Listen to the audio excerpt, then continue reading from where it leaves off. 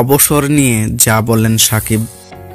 সাকিব যদি আগের মতো ফিট না হতে পারেন তাহলে ক্রিকেট ছেড়ে দেবেন, দিন দুয়েক আগে এমন মন্তব্য করেছিলেন কোচ মোহাম্মদ সালাউদ্দিন।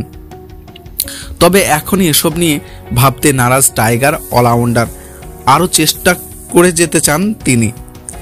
গেল ওয়ানডে বিশ্বকাপ থেকেই চোখের সমস্যা নিয়ে বেশ ভুগছিলেন টাইগার অলরাউন্ডার।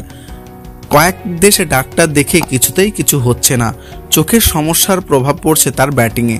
চলতি বিপিএলে একদমই রান পাচ্ছেন না। সবশেষে ম্যাচে গতকাল সিলেট স্ট্রাইকার্সের বিপক্ষে গোল্ডেন ডাক পেয়েছেন।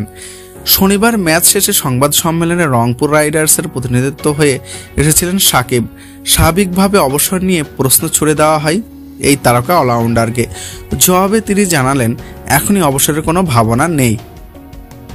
সাকিব বলেন, সবাই চেষ্টা করছে সাহায্য করার, যাতে করে আমি যে সমস্যা ফেস করছি তা উতরে যেতে পারি।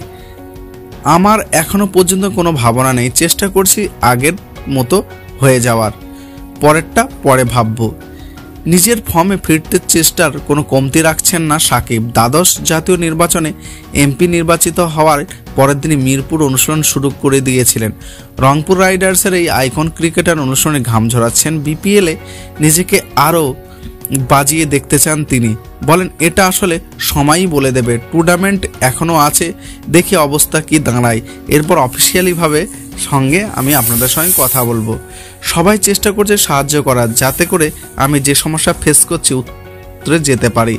আমার এখনো পর্যন্ত কোনো ভাবনা নেই, চেষ্টা করছি যে সব কিছু ঠিক হয়ে যাবার। সাকিবের চোখের সমস্যার পিছনে দায়ী দেখা হচ্ছে মানসিক চাপকে। ফর্মে ফেরার অপ্রাণ চেষ্টা উল্টা চাপ বাড়িয়ে দিচ্ছে কিনা তা এমন প্রশ্ন উঠেছে।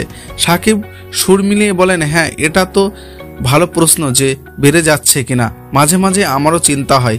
তিনি আরও যোগ করেন, এটা করে কি বেশ হচ্ছে, নাকি এটা করা ঠিক হবে? এখন এটা কিভাবে ফাইট আউট করব, আপনি বলুন কিভাবে করা উচিত? আমিও এটা নিয়ে কনফিউজড।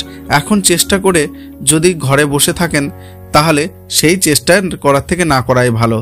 ব্যাট হাতে কবে মাঠে ফিরবেন তা অজানা, তবে সময়ের সঙ্গে সঙ্গে ব্যাট হাতে উন্নতি হবে রবিশালের এই বিশ্বাস সাকিবের। যত রান করব তত কমফোর্ট লেভেল বাড়বে, রান যতক্ষণ না করছি ততক্ষণ অবধি এই ছন্দে আসবে না, কমফোর্ট জোনটাও থাকবে না, এটাই খুব স্বাভাবিক।